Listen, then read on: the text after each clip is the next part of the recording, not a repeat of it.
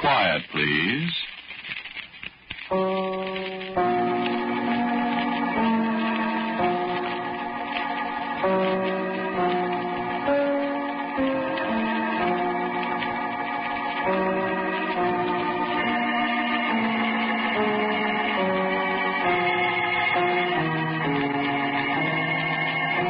American Broadcasting Company presents Quiet, Please, which is written and directed by Willis Cooper and which features Ernest Chappell.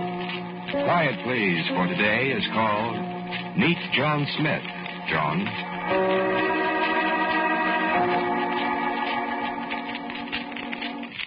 I'm funny about snow, I guess. Yeah, I get sentimental about it. I get silly about it, the way some people get about pussy willows and forsythia in the springtime, or the way you get about kids or dogs or Siamese cats. You know. I was looking at the Post the other day, and there were some pictures of the fighting in the Bulge. When was it? 4 years ago, Christmas time? Soldiers wearing white sheets over them, tanks painted white, the snow sifting down, the little pine trees piled thick with it. And I thought how awful fellas having to fight and kill each other at Christmas time in the snow. And blood on the snow. There oughtn't to be blood on the snow. Snow's kind of, all right, sacred.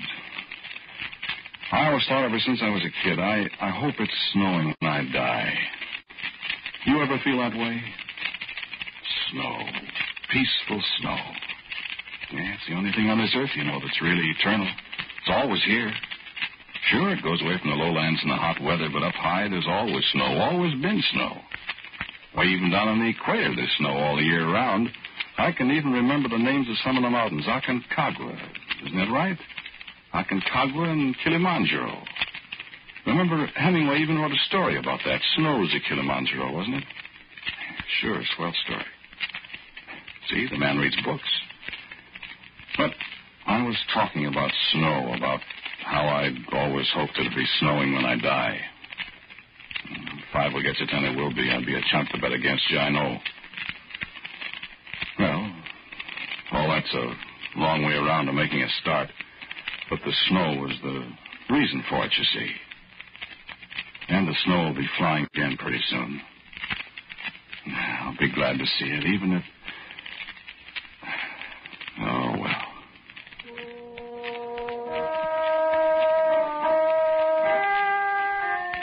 It was New Year's Day, 1939. New Year's Day, and boy, what a hangover. Lucille and I had some people in for New Year's Eve. We had a lot of champagne. They brought a lot of champagne. Somebody brought some other stuff. You ever try avocat? Avocat, it's a Holland Dutch concoction. It's kind of a custard. It's got schnapps in it. You eat it with a spoon, and somebody comes and hits you with a railroad tie. Johnny King had a kind of vodka I never heard about. Vodka, I think it's called. It's got an infusion of buffalo grass, whatever that is, in it. It tastes wonderful, kind of like tobacco. A summer afternoon, in a field of hay, and boy, howdy. Champagne and avocat, benzobravka, headaches and hangovers, and shooting pains. It was Lucille's idea to go over to the Lafayette and drink or eat or whatever you do to it, some onion soup. And oh, boy, it was snowing. I felt some better as we walked over. We got inside and ordered and sat there by the front window at the marble-top table and pushed the plush curtains aside and looked out. It was snowing awful hard, big fat flakes floating down, and people going by with their hats and their shoulders piled high, and loving it, most of them. So we had some soup. We began to feel partially human again. Lucille leaned across the table. Oh, that poor old fellow. What poor old fellow, me? Nobody pays any attention to him. Where? Out there in the snow. See, there goes another one. Hey, what are you talking about? The old man out there in the corner. People are passing him off. Well, what do you want him to do? John, go give him a dime or something. Where? There. Oh, gosh. Isn't it a shame, begging in the snow? Yeah, doggone it. See, there goes another one. Oh, gee. The poor old guy's probably starving. Oh, now New Year's Day in the snow. Order me some more onion soup. What? Give me $1, will you? Oh. 5's the smallest I've got. Give me that. Thanks. I'll be right back. John, take your coat. I don't need any coat, I said, and I busted right out and down the steps in the snow. No hat or anything. And I called to the poor old fellow. Hey, I called. Hey, Bud. Me, mister? Yeah. Mister, have you got a dime? I'll tell you what, I'm about frozen. It's New Year's Day and... Here. Oh, my gosh, mister. Go get something to eat, Bud. Find yourself someplace to sleep and get warm. Oh, gosh, a fin. It's all right. New Year's present for my wife and me. Wife? Waving at you there in the window. Oh. Oh, thank you, Mom. Thank you, Mom. Thank you ever so much. Yes, Mom. Thank you. God bless you, Mom. God bless you, too, mister. Yeah, it's all right. We all have tough luck. Happy New Year's. Same to you, mister. Gosh, it's been a long time since anybody said that to me. Yeah, your wife's tapping on the window. She wants you to come in before you catch your death of cold. Oh, yeah. Well, good luck, Bud. Hey, mister. What's your name? Yeah, what difference does that make? Go get something to eat. Why, I was just thinking I could walk over to Grace Church and I could say a prayer for you, sir. I was going to pray anyway, and... Thanks, partner. My name's John Smith. It is? Well, what do you know about that? What? That's my name, too. John Smith.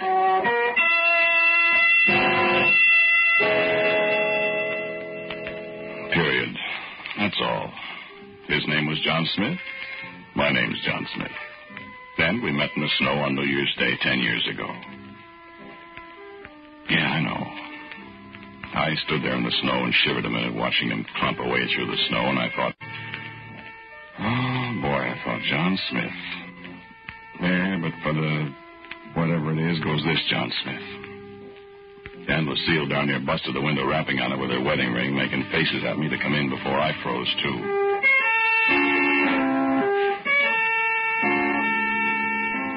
Well, so New Year's Day in 1939 was on a Sunday. That made Monday the holiday, and I didn't have to work. We just sat around the house loafing and drinking up what was left of the New Year's champagne. Along towards evening, I said, "Do you mind if I go out for a walk, Lucille?" She said, "No, go ahead." So I put on my leather jacket and my overshoes, went out and walked in the snow. It was black and dirty already, like it always is in New York. And I thought, well, maybe it'll still be nice over in Washington Square. So I ambled over there. Yeah, it was nice. The lights and stuff, you know. The tree was still there alongside the arch, and I brushed the snow off a bench and sat down for a minute. Wasn't anybody else in the square except me, I thought. But all of a sudden, somebody said, kind of quiet. You know how flat voices sound when there's snow? And this voice said, "Hello, Mr. John Smith." And I looked up, and darn if it wasn't my little old man, little old John Smith. "Well," I said, "hello yourself, John Smith." I thought that was you, sir. How you doing? Well, gee, that thing you gave me yesterday brought me awful good luck, Mr. Smith. John. Huh? John, that's my name. Oh. What you mean, good luck? Well, I got me a job shoveling snow this morning, and I made $4. That's fine. I could give you back part of the 5 if you wanted me to. Yeah, forget it. No, I'd really like to pay it back. I mean... Some other time. Well, I got $7 altogether, Mr. John. Well, what if I bought you a drink? Would you mind? Well, say now. I don't mind if I do. Ah, swell. That's fine. Yeah, you like to walk over to McSorley's with me, huh? I used to go there. Well, sir, I thought. A mug of ale would go all right, I thought. Yes, sir, and it'll make the old boy feel better. Yeah, I was full of holiday spirit. Come on, John Smith, I said. Let's not walk to McSorley's. Let's run. You know McSorley's on 7th Street, just off the Bowery, there by Cooper Union. grand place. No women, no chromium plating. Just a battered old bar, a couple of cats, 4-inch sandwiches, hard-boiled eggs, and ale. Boy, howdy. Yeah, and in the wintertime, the big old stove in the front room, red hot and still a-heating. So there we were in the back room, not quite so hot, but mighty fine, and a mug of ale apiece. That was nice. I sure am grateful to you, John. Well, I said, shut up and let's have another ale. It's on me. And I want you to know that we had something under 800 mugs of that ale before the evening was over. And that ale is all right. And pretty soon we were talking like old pals, John Smith and me. Say, well, what do you do for a living, John? I'm a newspaper man, John. I'm an old newspaper man myself. That's so, I said, and I didn't tell him I was in the classified department selling ads over the counter. Yeah, many years ago. Great business, I said, and hoped he wouldn't pursue the subject. Well, it was.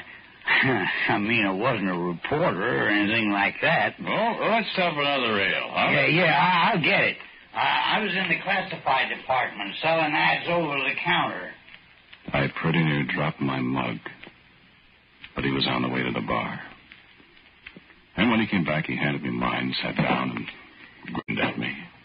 Yes, sir. Just 10 years ago tomorrow that I left the business. That's so? Yeah. That Healy, that boss I had, he hated me. I guess. Do y'all remember it just as plain? We had a bottle stashed away in the men's room, and I went in to take a little snort, and this Healy came right in after me, just as I was lifting up the bottle. You know what he did? Huh? He knocked that bottle right out of my hand and busted it all over the floor. Yeah, that's what I said. You're fired, he said. And I said, who cares about being fired, but why'd you have to bust a bottle? And with that, I swung on him. Yes, sir. You know what happened? He called me up and apologized that night and begged me to come back to work. What do you think of that? 10 years ago tomorrow. I smacked a cop once at the Hawthorne plant in Chicago. Good. Say, I did that once, too, in Akron, I Ohio. was smoking in the yard, and he came up on his bicycle and called me out of my name. I knocked him right off his bike. This cop I hit had a bike, too. Isn't that funny? I remember so well. It was my birthday. I was 22 years old, 1923, April 2nd. I was 22 years old, too. Only it was in 1913. It was in April, too, I think. Coincidence, huh? Coincidence. Yeah, I used to have an awful temper. Yeah, me too, blazing. Bad. Yeah. So you're a newspaper man? Was once. Small ale? No. Well, red, maybe. Say, John, you want me to get you a job? I could do it. No, thanks, John. I'm laying low for a while. I don't want any publicity. Okay. Any time, though. Thanks. Say, I ever tell you about the time I was a newspaper man? No, that was me. No, me. I got fired. I ain't got fired yet. But I didn't have long to wait.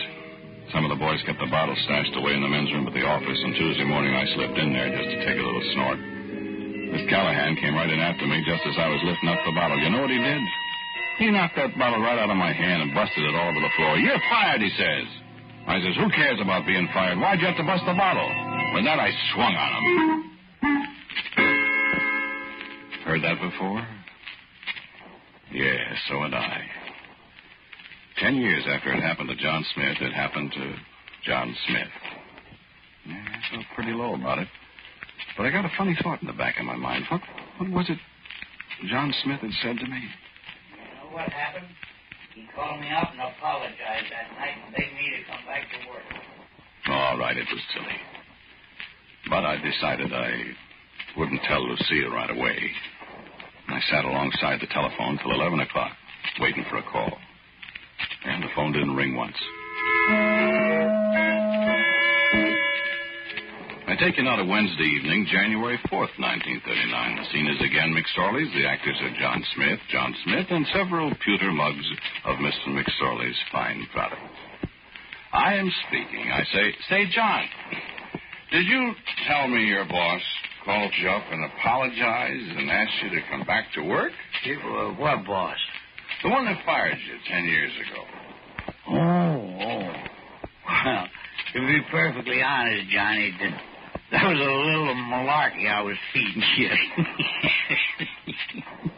You know, I'm inclined to exaggerate a little bit when I'm, in my cups. Oh. I'm sorry. Why do you ask? I was just wondering. Just thinking, No, he really didn't call me up. But I met a fellow on the street a week or two later, and I got a job in a hotel, a night clerk. I could tell you more things about a hotel. Yeah, I bet. Say. What? That fight you told me about with the policeman on the bicycle, like the one I had, was that phony, too? No, sir. Akron, Ohio, April 2nd, 1913. And I got a job 3 days later. Motorman on a streetcar.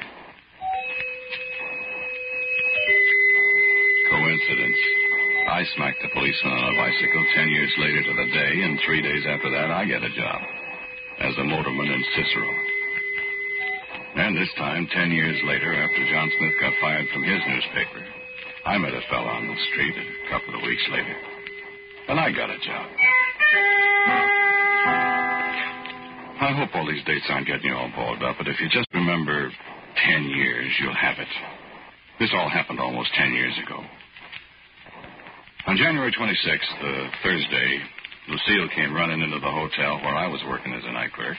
I could tell you more things about hotels. Oh, John, he's dying. Who's dying? That poor old man, that John Smith. You know, the one we gave the $5 to New Year's Day at the Lafayette. He's been hurt. Why? How do you know? They just called the house, and they keep asking. Who called the house? Bellevue Hospital. He's in there, and he isn't expected to live, and he keeps calling for you. Oh, that's too bad. Can you go right over? Why, I can't. I've only been on the job here for 2 days, but my gosh. John, think of that poor old man lying there all alone, and... I can't do it. I can't leave. Wait, I'll call up Bellevue. Oh, good. Stay there. Hurry. He's in the emergency ward. Hello, Bellevue?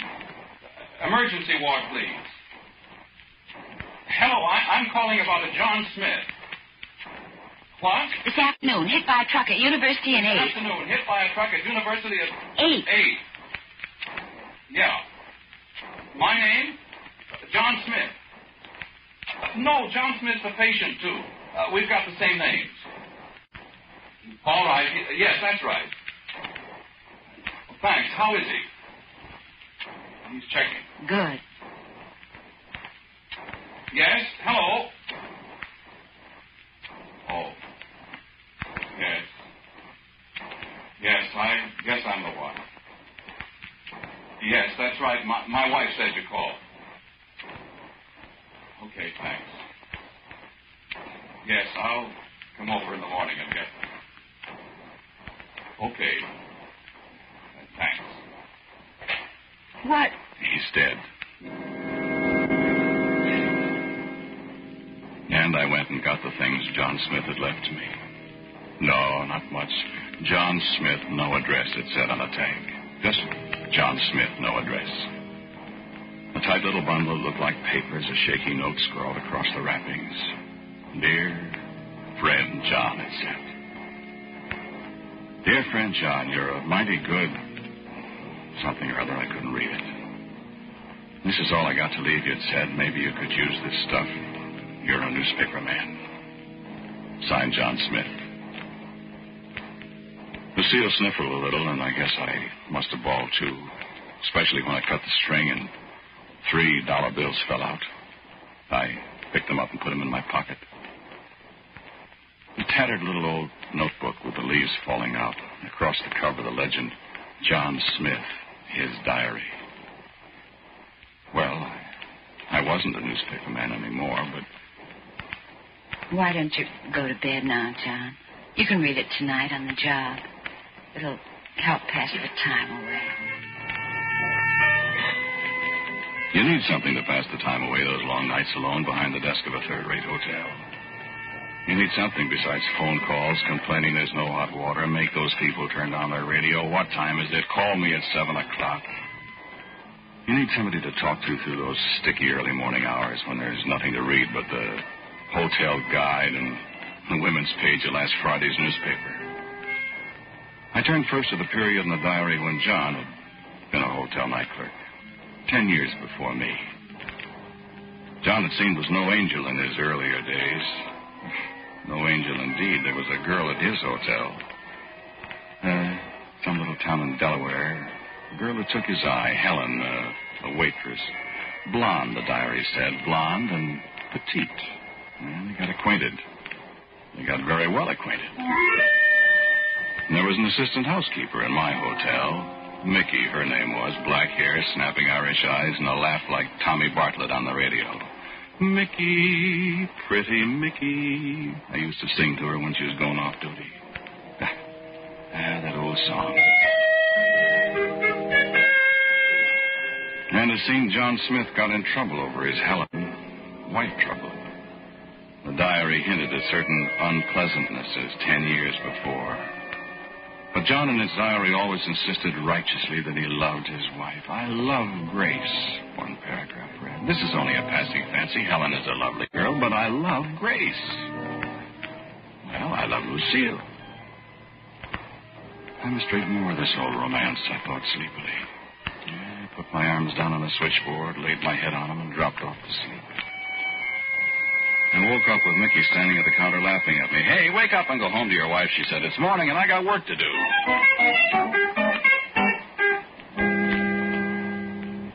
John, have you read all that poor old man's diary yet? He's not a poor old man. He was just 10 years older than I am. Is that so? He looks lots older. 10 years older than me to the day. Have you read it all yet? Oh, why? Well, I'd like to read it, too. Well, when I get finished with it. All right. Is it interesting? Sort of. John. Yes, dear? When are you going to get a raise? Well, gosh, I've only been there such a short time, but are we pretty broke? Well, the collector was here for the furniture, and I haven't paid the rent yet this month.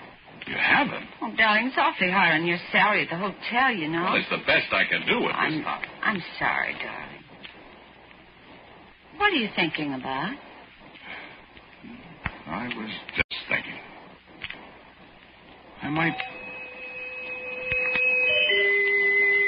You know what I was thinking about? I was remembering a page in John Smith's diary. Today was February 7th, 1939. The entry in John Smith's diary for February 7th, 1929. I know it practically by heart. They've got plenty of money. There isn't a chance in the world of their ever finding it out. Besides, when I get on my feet, I'll pay it back. I'll take 20 tonight, 20 tomorrow night. Pretty soon I'll have 100. And so I took 20 and 20 and 20 from the till. And I phoned the records, and I told Lucille I'd borrowed the money from a friend. That's what John Smith did 10 years before. And it said so in his diary. That diary was a very strange thing. I read that John Smith broke his arm in 1908. I broke mine in 1918. John Smith was married in 1925. I was married in 1935. John Smith stole money in 1929. 10 years later, I did the same thing. John Smith had a girl named Helen in 1929. And in 1939, I had a girl named Mickey. And in 1930, John Smith fell heir to a very tidy little fortune. His great-uncle left it to him. I didn't even know I had a great-uncle, Norbert, but I wasn't at all surprised when 1940 came around and I got $30,000 from Uncle Norbert's estate. And so Lucille and I did very well, thank you, for the next few years. Lucille and I, and Mickey and I, just like John Smith did with his Helen and his Grace. Somehow or other, I didn't look at John's diary for years. It got put in a bookcase. You know how things are. But Sure, maybe it was that kind of subconscious stuff you read about. Maybe I didn't want to read it, or my subconscious didn't want me to. So, there it sat till last Wednesday. I pulled out a book, and the diary fell onto the floor. Well, I said. And I picked it up. I turned to the back of the diary, 1938, 10 years ago. And before I knew it, I was engrossed in John's account of how Grace had found out about Helen and what happened. And the door opened and Lucille stormed in. Well, you and your girlfriend, Mickey. Nicky? What are you talking about? Don't try to stall me. I know all about her and about you and you. Lucille, listen. Don't try to deny it. I know all about it. I'm going to fix you. What are you going to do? I'm going to call the newspapers. I'll show you. Put that phone down. Yeah, I'll show you. I'll tell everybody in town. I'll divorce you. Put that phone down. I will not. Lucille. Get away from me. I'll kick you. Give me that phone. Hello? Hello?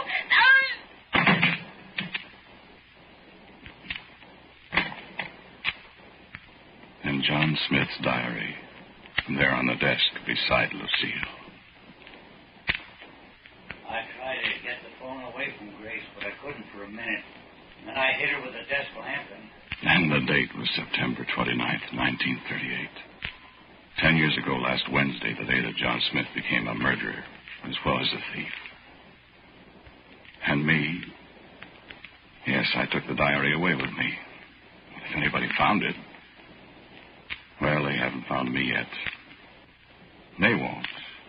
Yeah, of course, I know. John Smith's diary said they didn't find him either. The last entry in it is about the kind man named John Smith who gave him $5 on New Year's Day, 1939. Well, so I've got a little while left.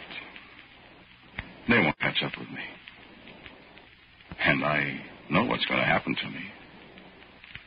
10 years ago, on January 26, 1939, John Smith died.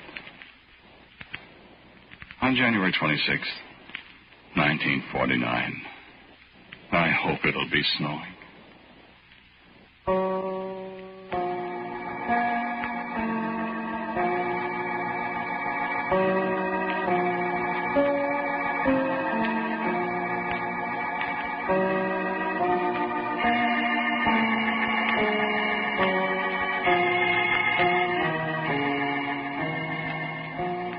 Today's Quiet Please story was Meet John Smith, John. It was written and directed by Willis Cooper. The man who spoke to you was Ernest Chappell. And G. Swain Gordon played the other John Smith. Lucille was Nancy Sheridan. As usual, music for Quiet Please is played by Albert Berman. Now, for a word about next week, here's our writer-director, Willis Cooper. Thank you for listening to Quiet Please. Next week, I have a story for you about Beezer's Cellar. And so, until next week at the same time, I am quietly yours, Ernest Chappell.